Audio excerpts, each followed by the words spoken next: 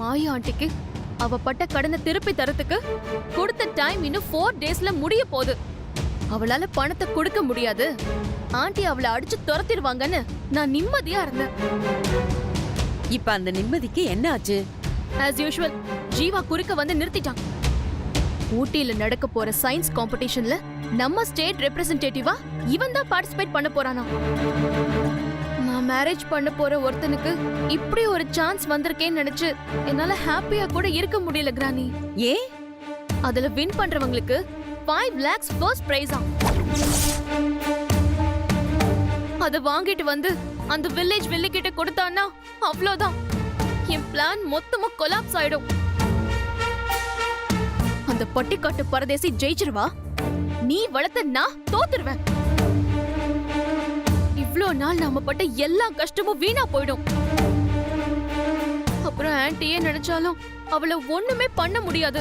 அவங்களுக்கு கல்யாணம் பண்ணி வச்சுதான் ஆகணும். சரி, இப்ப அதுக்கு என்ன பண்ணுங்கிற? என்ன கிரானி எதுவுமே தெரியாத மாதிரி கேக்குற? ஜீவா அங்க போக விடாம பிளாக் பண்ணணும், எப்படியாச்சும் அவனை தடுக்கணும். இதெல்லாம் நான் சொல்லி தரணுமா? என்னாச்சு கிரானி, உனக்கு வயசாயிடுச்சா? ஷார்ப்னஸ்ல குறைஞ்சிருச்சா? வயசானாலும் என் கிரிமினல் புத்தியும் என்னோட ஷார்ப்னஸும் என்னை விட்டு போகாது தீபி. இவெல்லாம் ஒரு சிம்பிள் மேட்ரு. சும்மா டஸ்ட் மாதிரி நினைச்சு அப்படியே தட்டி விட்டுட்டு போறதை விட்டுட்டு நீ ஏன் இவ்வளவு ஃபீல் பண்ற? என் லைஃப் மேட்டர் கிரானி. இத போய் எப்படி கிரானி நீ சிம்பிள்னு சொல்லிட்டு இருக்க? ஆமா, ஜீவா 2 லட்சம் கொண்டு வந்து கொடுத்தா மாயா அக்செப்ட் பண்ணிப்பாளா? இது என் மகன் சம்பாதிச்ச காசுன்னு கேட்க மாட்டா? அப்படி கேட்டாலும் அதுக்கு அவன் பதில் சொல்ல மாட்டானா? என்ன சொல்லுவான்? ஃபர்ஸ்ட் அவ அம்மா ட்ரீட்மெண்ட்காக கொடுத்தது கம்பெனி காசு, அதுக்கப்புறம் கொண்டு வந்து கொடுத்தது கார் ஆர்சி புக் அடகு வச்சு கொண்டு வந்து கொடுத்த காசு. அதனால அத பத்திலாம் கேக்குறதுக்கு மாயாவதி ஆண்டிக்கு ஒரு ரைட்ஸ் இருந்துச்சு. ஆனா இது அவனே ஏர்ன் பண்ணிட்டு வர்றது. நான் என் லவ்வருக்காக, என் வருங்கால பொண்டாட்டிக்காக கொடுக்கறேன், இஷ்டம் இருந்தா வாங்கிக்கோ, இல்லனா போன்னு அவன் பாட்டுக்கு ரைட் அண்ட் ராயலா சொல்லிட்டானா என்ன பண்றது? ஆண்டி அதை வாங்கிட்டு அவங்கள சேர்த்து வச்சுதானே ஆகணும். சோனா என்ன சோன் பப்படி வாங்கி சாப்பிட்டுட்டு இருக்க சொல்றீங்களா? அவன் அந்த காம்படிஷனுக்கு மாடல் செய்யவே கூடாது, செஞ்சாதானே காம்படிஷனுக்கு போவான். அது சரியா வருமான்னு தெரியல, பாப்போம். என்ன கிரானி, யாரோ யாருக்கோ ஃப்ரீ காலேஜ் சீட் கேக்குற மாதிரி பாப்போன்னு சொல்ற? இது என்னோட லைஃப். இது எனக்கு தெரியாதா? ஜீவாவை சூஸ் பண்ணது நானோ இல்ல நம்ம காலேஜோ இல்ல, தமிழ்நாட்டு சயின்ஸ் காம்படிஷன் கமிட்டி. அந்த மாடலை நம்ம காலேஜ்ல வச்சு செய்யும் போது அது டேமேஜ் ஆச்சுன்னு வச்சுக்கோ, அது நம்மளோட வேலை தானே ஈஸியா தெரிஞ்சிடும். அந்த பிரைஸ் கிடைக்க கூடாதுன்னு தடுக்கிறதுக்காகத்தான் நான் இத பண்ணிருக்கேன்னு சொல்லி ஜீவா சிம்பிளா கண்டுபிடிச்சிருவான். அதுக்கப்புறம் அவனை காலேஜை விட்டு போக விடாம பண்றதோ, அவன் வீட்டை விட்டு போகாம பண்றதோ முடியாத காரியம். நாம அவனை தடுக்கிறோம்னு தெரிஞ்சதுன்னா வீட்லயும் பெரிய பிரச்சனை ஆயிடும், காலேஜுக்கும் கெட்ட பேர் ஆயிடும். ஓ, சும்மா நாம பக்காவா பிளான் பண்ணா கூட அது ஒன்னும் நடக்க மாட்டேங்குது. இதுல ஏனோ தானோன்னு விட்டோம்னா அவ்வளவுதான், ரொம்ப சொதப்பிடும் கிரானி. அது மட்டும் இல்ல கிரானி, இது எனக்கும் அவளுக்கும் நடக்கிற காம்படிஷன்ல லாஸ்ட் ரவுண்ட் மாதிரி. இத நான் லாஸ் பண்ணிட கூடாது, எப்படியாச்சும் வின் பண்ணி தான் ஆகணும். தீபி, டோன்ட் வரி, இந்த கிரானி உன்னை தோக்க விடுவனா? அவனை எங்க எப்போ எப்படி வச்சு மடக்கணும்னு நான் பக்காவா ஸ்கெட்ச் போடுறேன். அவன் செய்யறதெல்லாம் செய்யட்டும். அவன் அந்த மாடலுக்காக போட்ட ஸ்கெட்ச் ஜெயிக்குதா இல்ல நான் போடுற ஸ்கெட்ச் ஜெயிக்குதான்னு வெயிட் பண்ணி பாரு.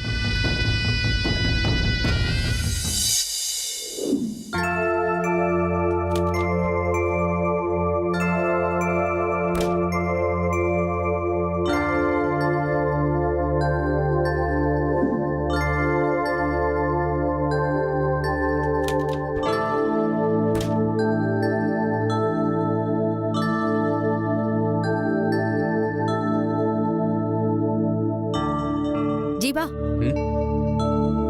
என் மாத்திரை தீந்துடுச்சு, கொஞ்சம் வாங்கிட்டு வா. இல்லம்மா, ஒரு முக்கியமான வேலை முடிச்சுட்டு அப்புறமா போயிட்டு வரேன்.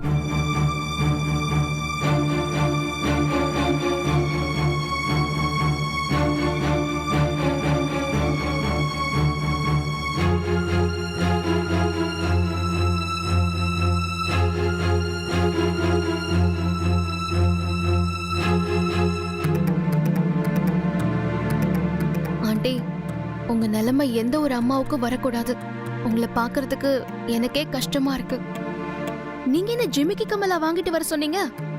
மாத்திரை தீந்து போச்சு, வாங்கிட்டு வாடான்னு சொன்னீங்க. அது எவ்வளவு முக்கியமான விஷயம். நீங்க சொல்லும்போது அதை தட்டாம உடனே செய்யணும்ல. ஏதோ முக்கியமான வேலை இருக்குன்னு சொல்லிட்டு போறான். அப்படி என்ன முக்கியமான வேலையா அவனுக்கு?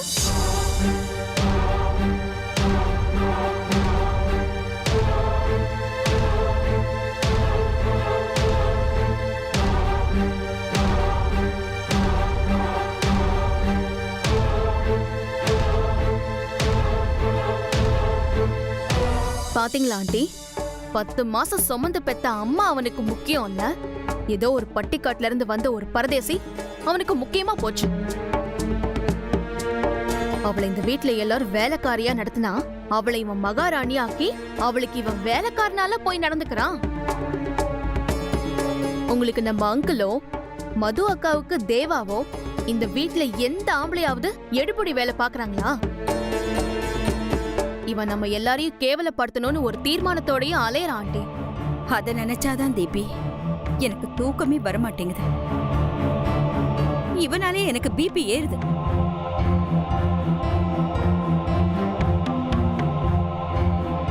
சொல்லுங்கம்மா, என்ன மாத்திரை வாங்கணும்?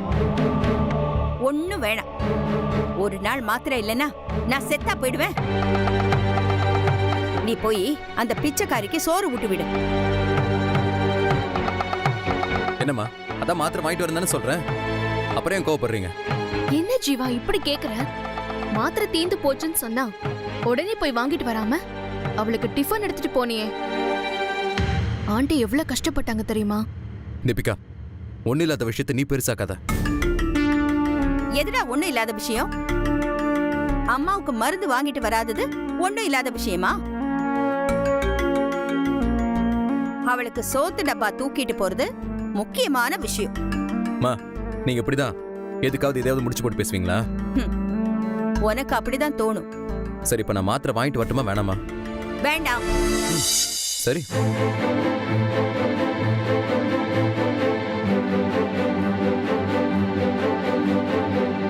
ஆண்டி, நீங்க ஒண்ணு கவலைப்படாதீங்க. என்ன வாங்கணும்னு சொல்லுங்க, நான் போய் வாங்கிட்டு வந்து கொடுக்கறேன். அந்த கடமை எனக்கு இருக்கு இல்லையா? வேண்டாம் தீபி, நீ கேட்டதே பெரிய விஷயம். முதல்ல என் மனசு சரியாகட்டும், அதுக்கப்புறம் உடம்ப பத்தி பேசலாம். என்ன ஆண்டி, நீங்க இப்படி பேசினா எனக்கு கஷ்டமா இருக்குல்ல? எனக்கு நீ இப்படியெல்லாம் பேசுறது சந்தோஷமா இருக்குமா? ஒண்ணு மட்டும் நிச்சயம், நீதான் எனக்கு மருமகளா வரணும். இல்லைன்னா இந்த வீட்ல மானம் மரியாதை எல்லாத்தையும் இழந்துட்டு தான் நிக்கணும். அப்படி ஒரு நிலைமை வராத ஆண்டி, வரவும் விட மாட்டேன். எனக்கு அது போதும்மா.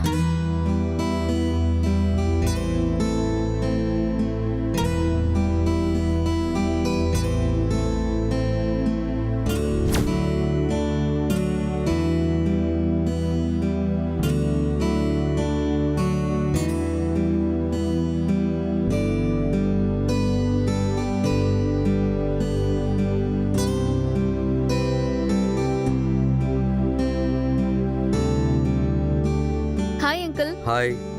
தீபி ஆண்டி எங்க? அவங்க உள்ளதா இருக்காங்க ரூம்ல. ஓகேம்மா.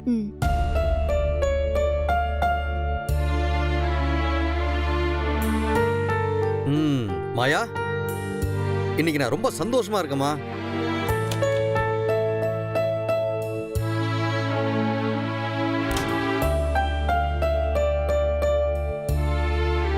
என்னம்மா சந்தோஷமா இருக்கிறேன்னு சொல்றேன், என்ன ஏதுன்னு கேட்க மாட்டியா? சரி, நீ கேட்கலனாலும் பரவாயில்ல, நானே சொல்றேன். டாமின் கிரானைட் குவாரி டெண்டர் ஒன்று வந்திருக்கு. அதுக்கு 3 பேர் அப்ளை பண்ணிருக்காங்க. ஆனா நம்ம ரேட்டு தான் பெஸ்ட்னு எல்லாரும் சொல்றாங்க. அதனால நமக்கு தான் கிடைக்குன்னு எல்லாரும் பேசிக்கிறாங்கம்மா. பேசிக்கிறாங்கன்னா நமக்கே கிடைச்சிட்ட மாதிரி தான்.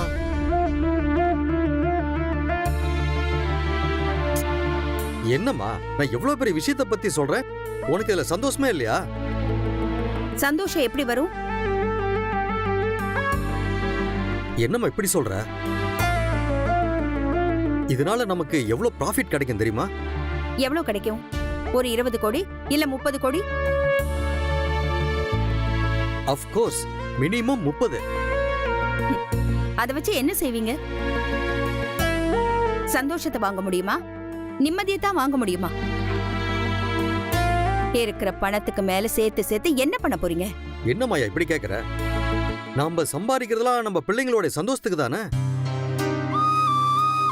பிள்ளைங்களுக்கு சொத்து சுகத்தை சேர்த்து வைக்கிறத விட பிள்ளைங்க நம்ம கூட சேர்ந்து இருக்கிறது தாங்க சந்தோஷம்.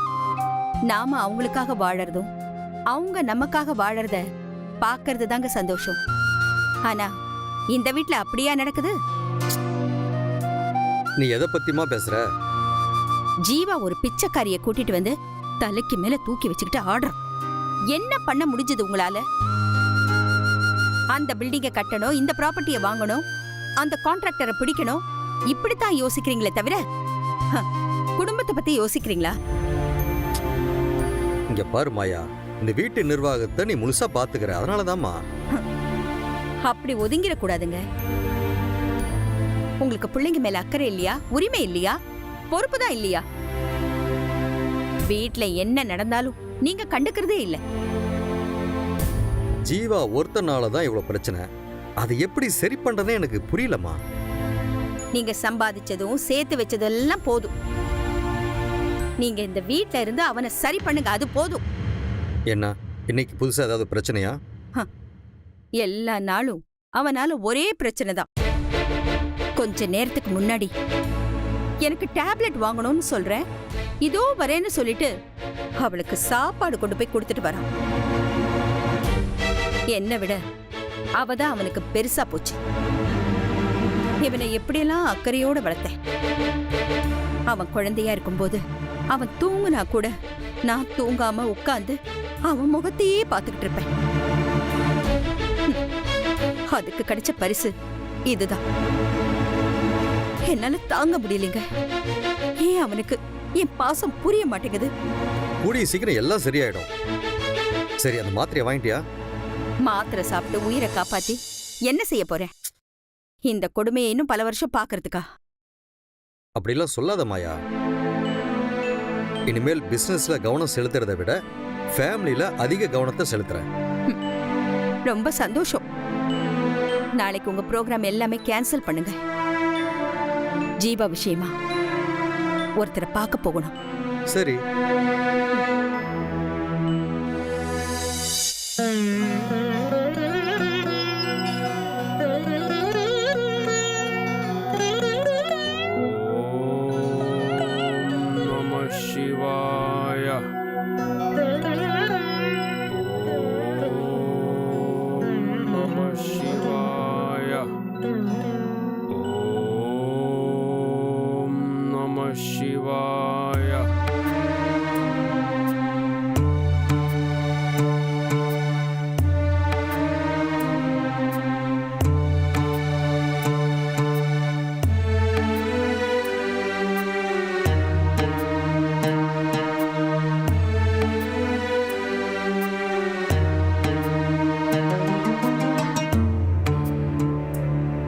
வணக்கம் சாமி. வணக்கம் சாமி. உட்காருங்கம்மா.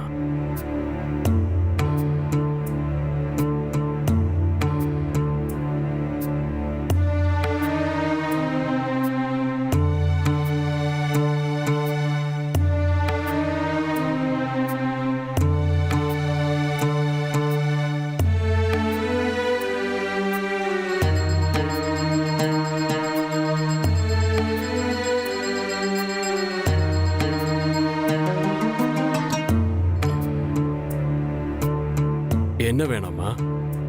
சாமி, என் பேர் மாயாவதி. ഇവർ എൻ ഹസ്ബൻഡ് ശ്രീറാം. വണക്കം. സകല ഐശ്വര്യമുണ്ട്, പക്ഷേ മനസ്സിൽ നിമ്മതിയില്ല. ஆமா சாமி. പുത്രനാല് നിദ്ര പോയി.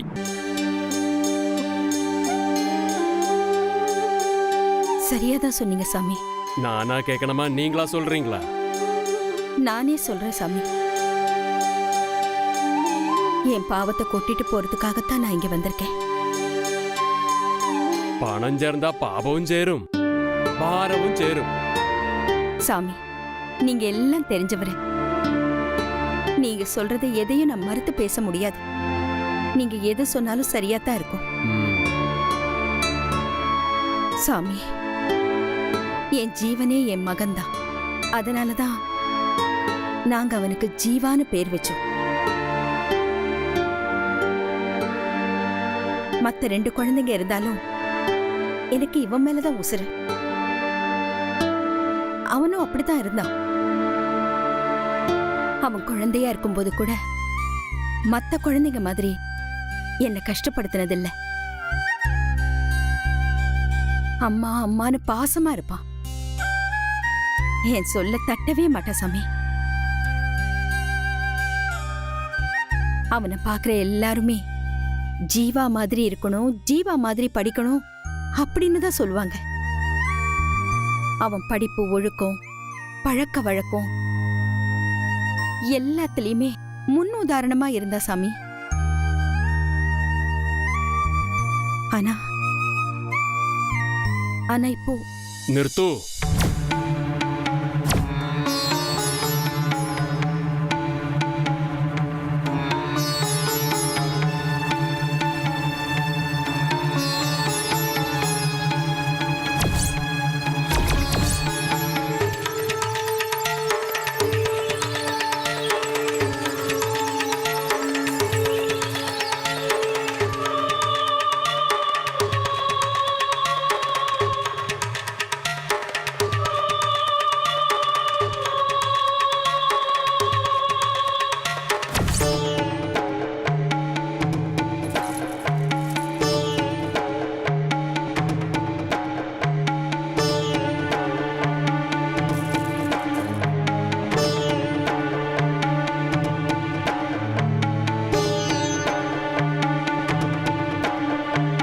നിങ്ങളുടെ മകൻ സത്പുത്രനാ. ദൈവാനുഗ്രഹത്തോടെ ജനിച്ചവനാണ്. അവൻ വയറ്റില് ജനിച്ചത് നിന്റെ ഭാഗ്യമാണ്. ஆமா சாமி. ആണാ ഉനക്ക് അവനോട് അരുമ തെറിയല്ലേ? ഇപ്പൊ ഒരു പെൺകുട്ടി കാരണം മോനോട് പിണങ്ങിയില്ലേ?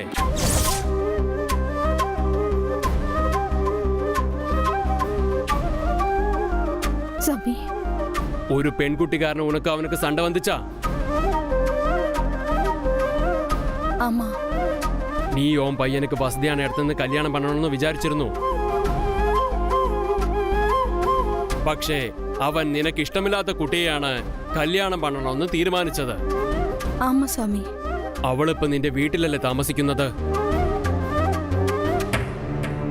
അതായത് அந்த பொண்ணு இப்ப உங்க வீட்டுல தானே தாங்கி இருக்கு. ஆமா சாமி.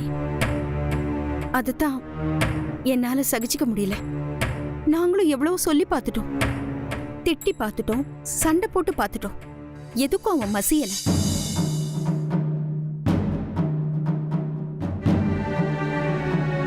சாமி, எங்க புள்ள வந்து எங்களை விட்டு கொஞ்சம் கொஞ்சமா விலகி போற மாதிரி தெரியுது.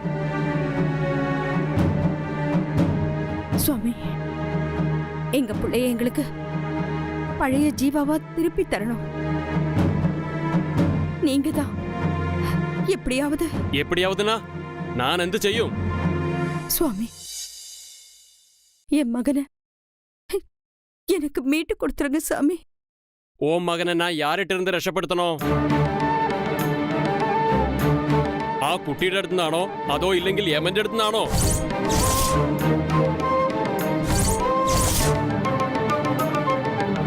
சுவாமி, என்னங்க என்ன சொல்றாரு? சுவாமி, என்ன சொல்றீங்க? നിങ്ങൾ ഇവിടെ കാല് വെച്ച നേരത്താണ് ഞാൻ പ്രശ്നം വെച്ച് നോക്കിയത്. നിങ്ങൾ വന്ന സമയം കൊണ്ടാണ് ഭഗവതി പറയുന്നത് നിങ്ങൾക്കത്ര നല്ല സമയമല്ല.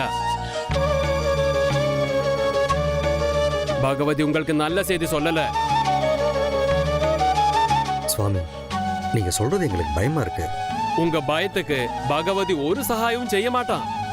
சுவாமி, நல்லது நடக்கணும்னு தான் உங்களை தேடி வந்திருக்கோம். எங்களை பயமுறுத்தாதீங்க. നിങ്ങൾ ഇഷ്ടപ്പെടുന്നത് പോലെ എതും ചെയ്യാൻ പറ്റില്ല. ഉൻ മകനുക്ക് ആയുൾ രേഖ അറുந்து தொங்குது.